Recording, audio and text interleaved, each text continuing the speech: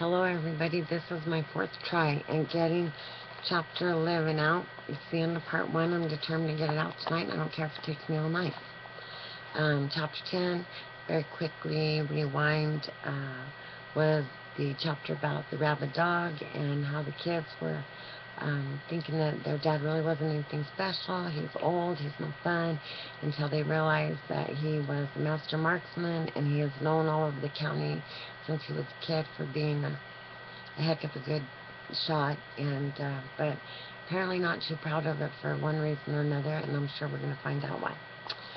But in chapter 11, I hope I don't have to start this over again because I'm losing my interest as well, and it's not probably going to be a nice reading. It's pissing me off. Alright. When we were small, Jim and I confined our activities to the southern neighborhood. But when I was well into the second grade at school and tormenting Boo Radley became passé, the business section of Macomb drew us frequently up the street past the real property of Mrs. Henry Lafayette Dubose. It was impossible to go to town without passing her house unless we wished to walk a mile out of the way. Previous minor encounters with her left me with no desire for more, but Jim said I have to grow up sometime. Mrs. Dubose lived alone except for a Negro girl in constant attendance, 2 doors up the street from us in a house with steep front steps and a dog-trot hall. She was very old. She spent most of each day in bed and the rest of it in a wheelchair. It was rumored that she kept a CSA pistol concealed among her numerous shells and wraps. Jim and I hated her.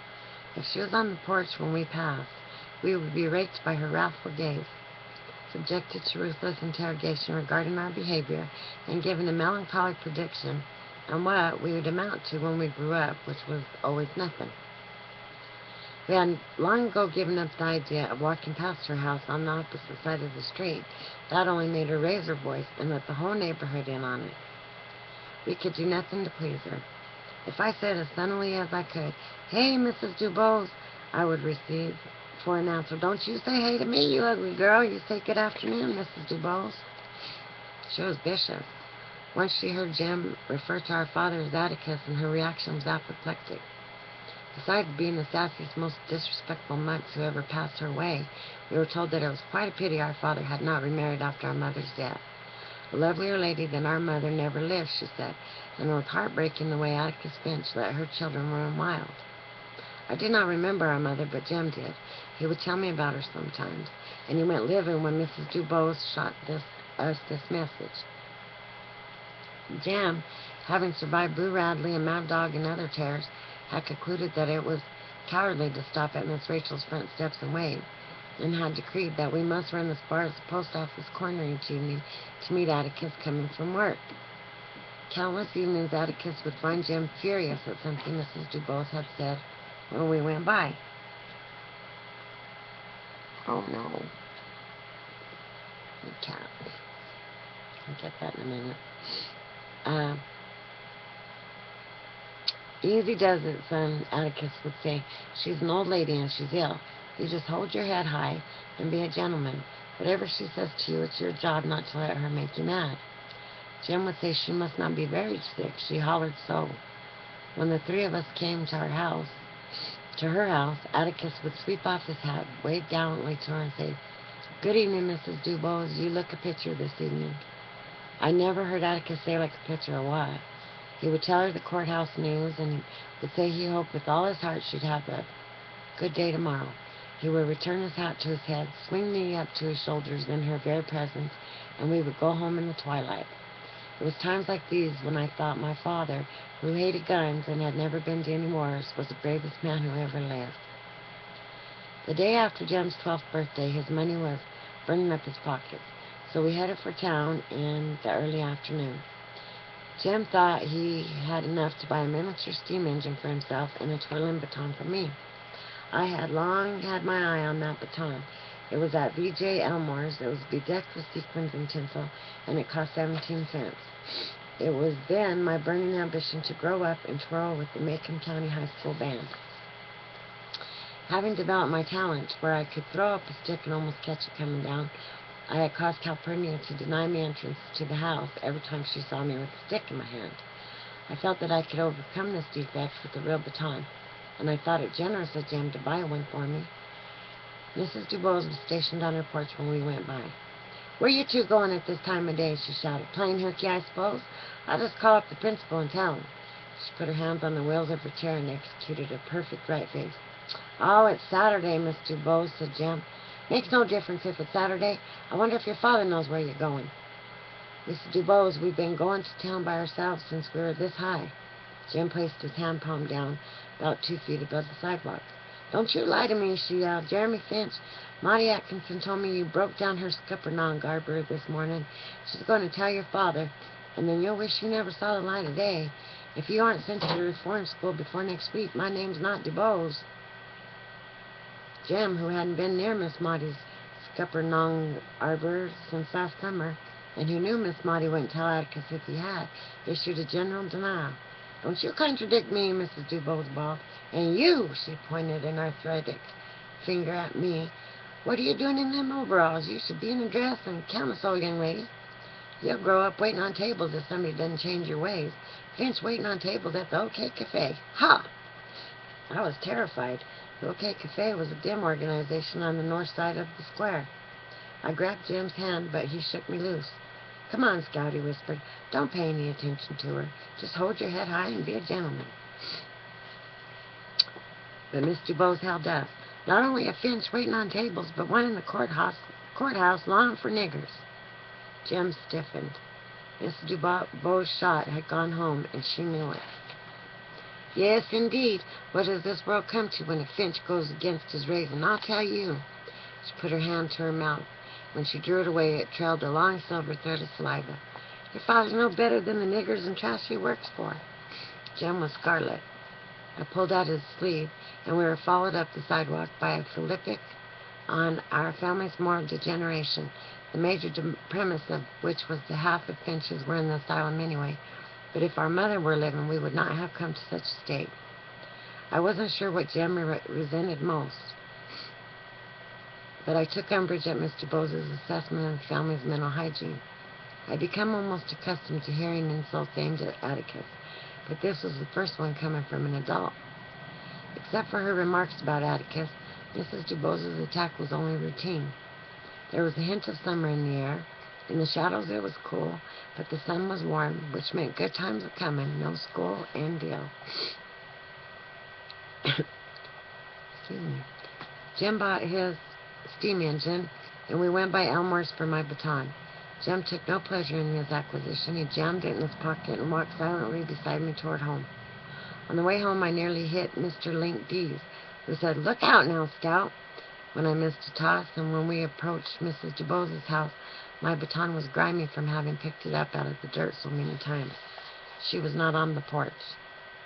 In later years, I sometimes wondered exactly what made Jim do it, what made him break the bonds of, "You just be a gentleman, son," and the phase of self-conscious rectitude he had recently entered. Jim had probably stood as much guff about Atticus longing for niggers as I had, and I took it for granted that he kept his temper. He had a naturally tranquil disposition and a slow fuse. At the time, however, I thought the only explanation for what he did was that for a few minutes he simply went mad. When Jim did something I'd do as a matter of course had I not been under Atticus's interdict, which I assumed included not fighting horrible old ladies. We had just come to her gate when Jim snatched my baton and ran flailing wildly up the steps into Miss Dubose's front yard. Forgetting everything Atticus had said, forgetting that she packed a pistol under her shawls, and forgetting that if Miss Dubose missed, her girl Jessie probably wouldn't. He did not begin to calm down until he had cut the tops off every camellia bush Miss Dubose owned, until the ground was littered with green buds and leaves. He bent my baton against his knee, snapped it in two, and threw it down. By that time I was screeching.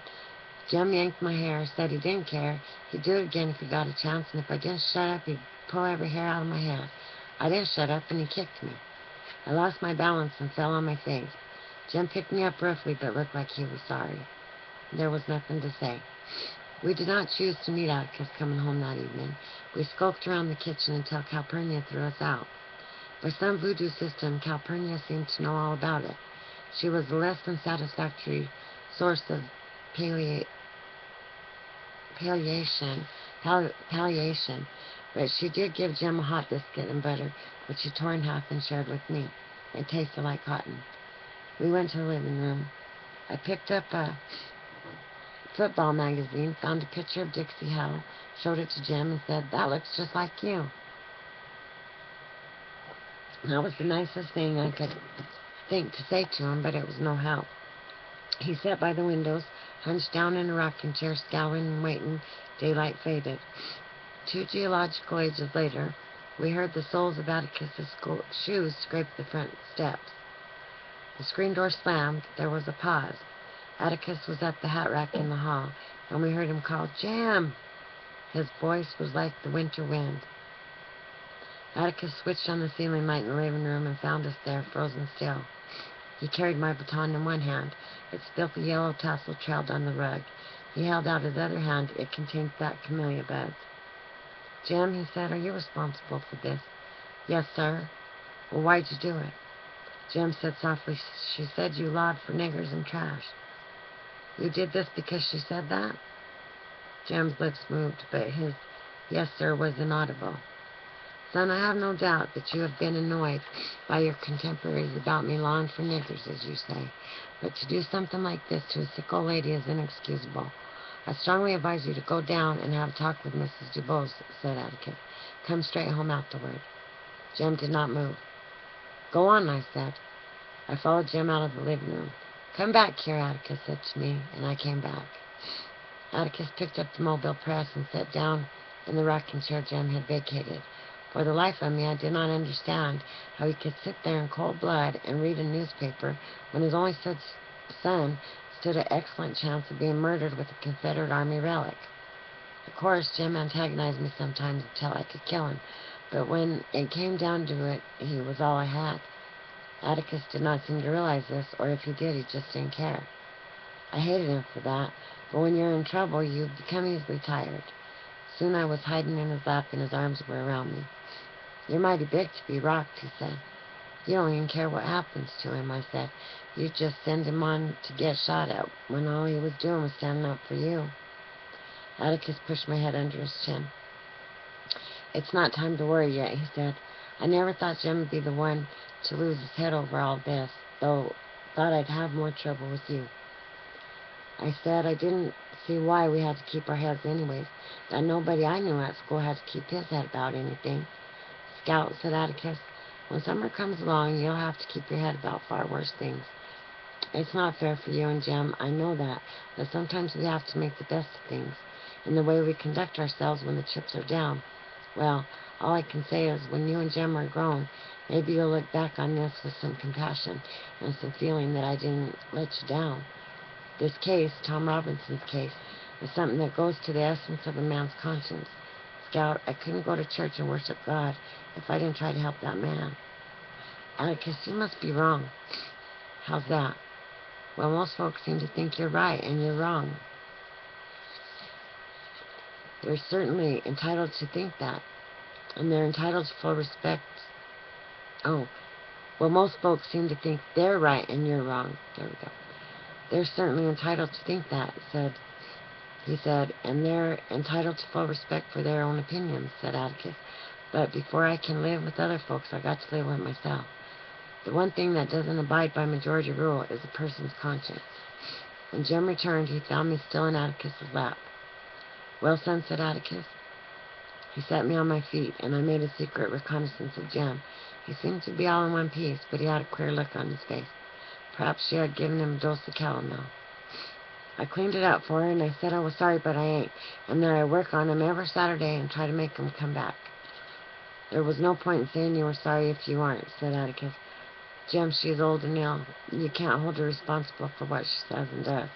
Of course, I'd rather she'd have said that to me than to either of you, but we can't always have our druthers."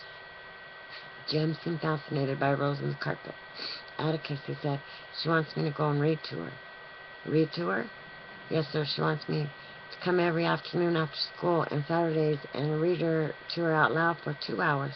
Atticus, do I have to?" "Well, certainly. But she wants me to do it for a whole month." then you'll do it for a whole month. Jim planted his big toe delicately in the center of the rose and pressed it in. Finally he said, Atticus, it's all right on the sidewalk, but inside it's all dark and creepy. There's shadows and things on the ceiling. Atticus smiled grimly. That should appeal to your imagination. Just pretend you're inside the Radley house. The following Monday afternoon, Jim and I climbed the steep front steps to Miss Dubose's house, padded down the open hallway. Jim, armed with Ivanhoe and full of superior knowledge, knocked at the second door on the left. Mrs. Dubose, he called. Jessie opened the wood door and unlatched the screen door. Is that you, Jim Fitch? She said. You got your sister with you? I don't know. Let them both in, Jessie said, Mrs. Dubose. Jessie admitted us and went off to the kitchen. An oppressive odor met us when we crossed the threshold, an odor I had met many times in rain-rotted gray houses where there are coal oil lamps, water dippers, and unbleached domestic sheets. It's always made me afraid, expectant, and watchful. In the corner of the room was a brass bed, and in the bed was Mrs. Dubose. I wondered if Jim's activities had put her there, and for a moment I felt sorry for her. She was lying under a pile of quilts and looked almost friendly. There was a marble top washed down by her bed. On it were a glass with a teaspoon in it, a red ear syringe, a box of absorbent cotton, and a steel alarm clock standing on 3 tiny legs. So you bought that very little sister of yours, did you? Was her greeting. Jim said quietly, my sister ain't dirty and I ain't scared of you, although I noticed his knees were shaking. I was expecting a tirade, but all she said was, you may commence reading, Jeremy. Jim sat down in a cane-bottomed chair and opened Ivanhoe, pulled up another one and sat beside him. Come closer, she said. Come to the side of my bed. We moved our chairs forward. This was the nearest I'd ever been to her, and the thing I wanted most to do was move my chair back again. She was horrible. Her face was the color of dirty pillowcase, and the corners of her mouth glistened with wet, which inched like a glacier down the deep grooves enclosing her chin. Old age liver spots dotted her cheeks, and her pale eyes had black pinpoint pupils.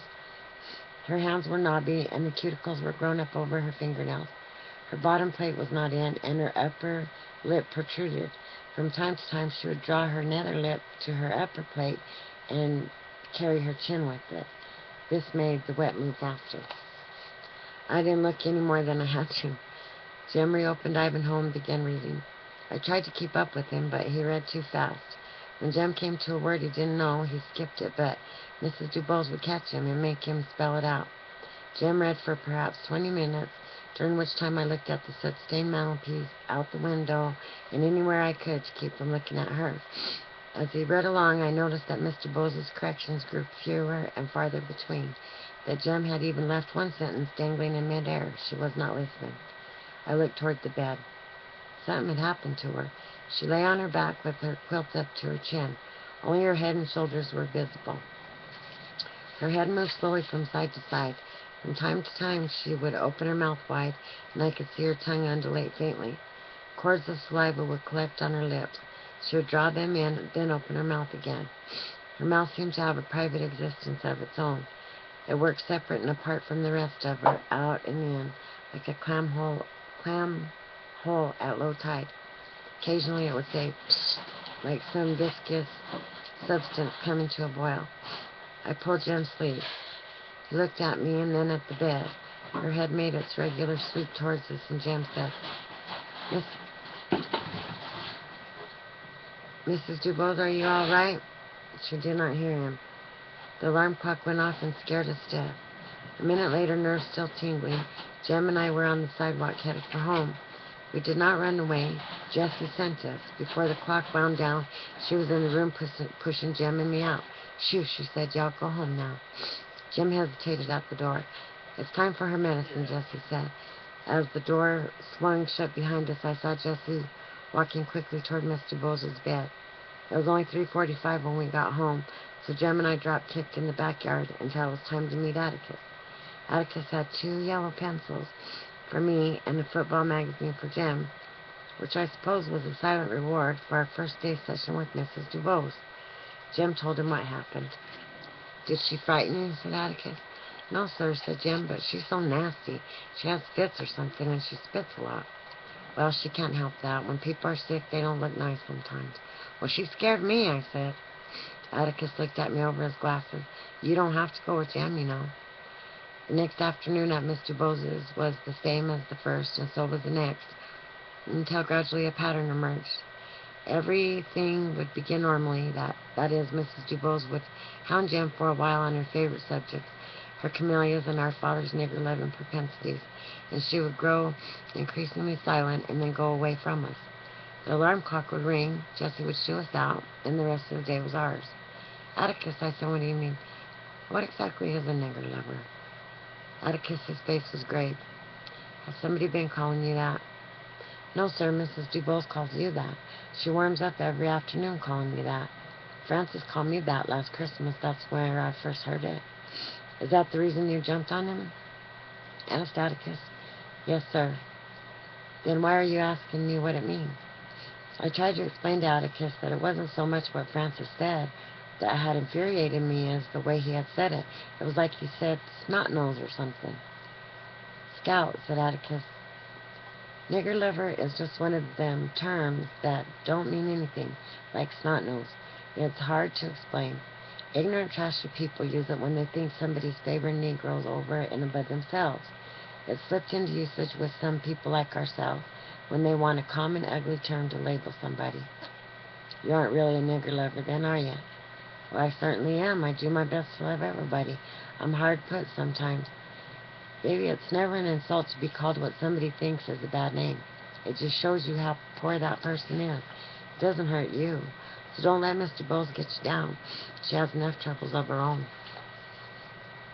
One afternoon, a month later, Jem was plowing his way through Sir Walter Scott, as Jem called him, and Mrs. Dubose was correcting him at every turn, when there was a knock on the door. Come in, she screamed. Atticus came in. He went to the bed and took Mrs. Dubose's hand. I was coming from the office and didn't see the children, he said. I thought they might still be here. Mrs. Dubose smiled at him. For the life of me, I could not figure out how she could bring herself to speak to him when she seemed to hate him so. Do you know what time it is, Atticus, she said. Exactly 14 minutes past 5. The alarm clock's set for 5:30. I want you to know that. It suddenly came to me that each day we'd been staying a little longer at Miss Dubose's, that the alarm clock went off a few minutes later every day, and that she was well into one of her fits by the time it sounded.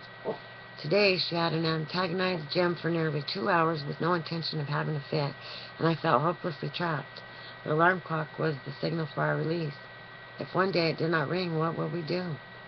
I have a feeling that Jem's reading days are numbered, said Atticus. Only a week longer, I think, she said, just to make sure.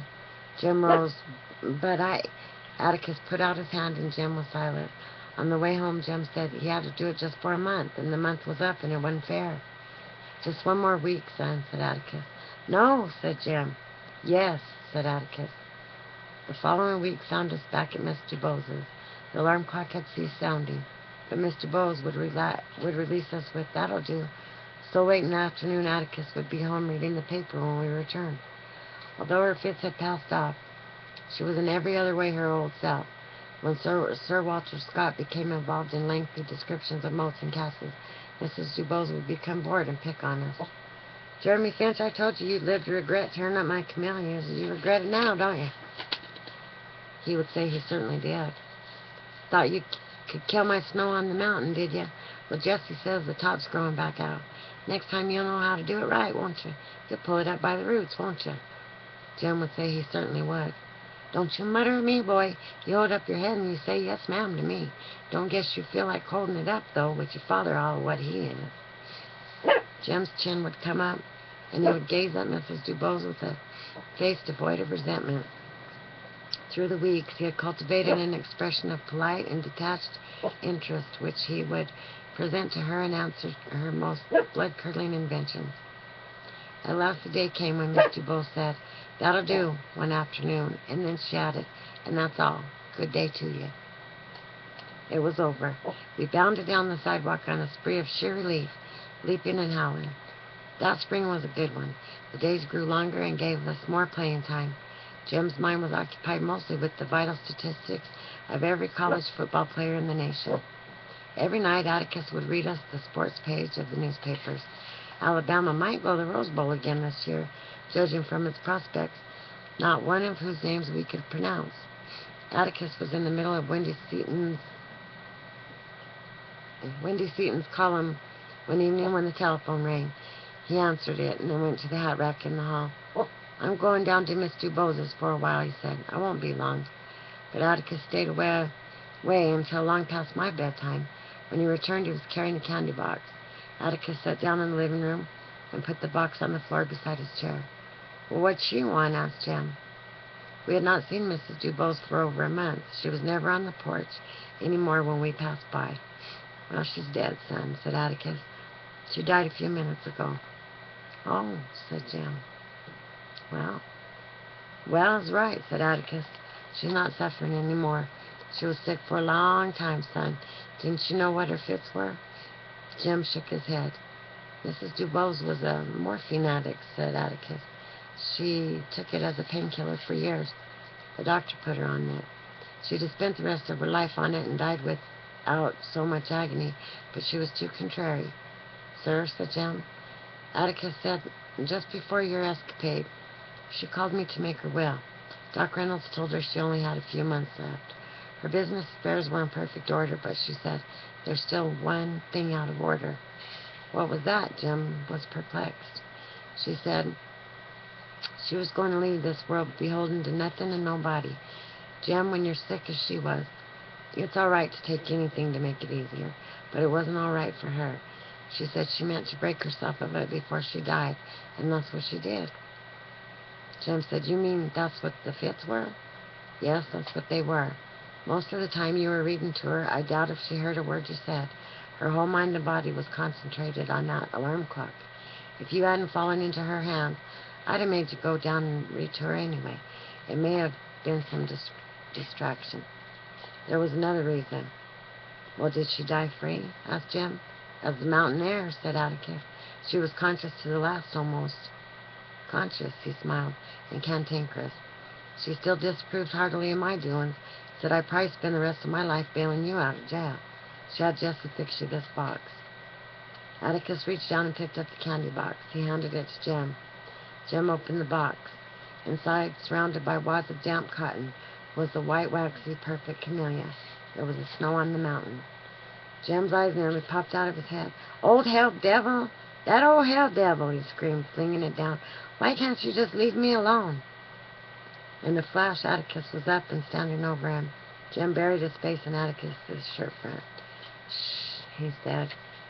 "I think that was her way of telling you everything's all right now. Jim, everything's all right. You know, she was a great lady." "A lady?" Jim raised his head. His face was scarlet. "After all those things she said about you, a lady?" "She was. She had her own views about things, a lot different from mine, maybe. Excuse me. Son, I told you that if you hadn't lost your head, I'd have made you go read to her. I wanted you to see something about her. I wanted you to see what real courage is, instead of getting the idea that courage is a man with a gun in his hand. It's when you know you're licked before you begin, but you begin anyway, and you see it through no matter what. You rarely win, but sometimes you do. And Mrs. Dubose won, all 98 pounds of her. According to her views, she died beholden to nothing and nobody. She was the bravest person I ever knew." Jim picked up the candy box and threw it in the fire. He picked up the camellia, and when I went off to bed, I saw him fingering the soft, wide petals. Atticus was reading the paper.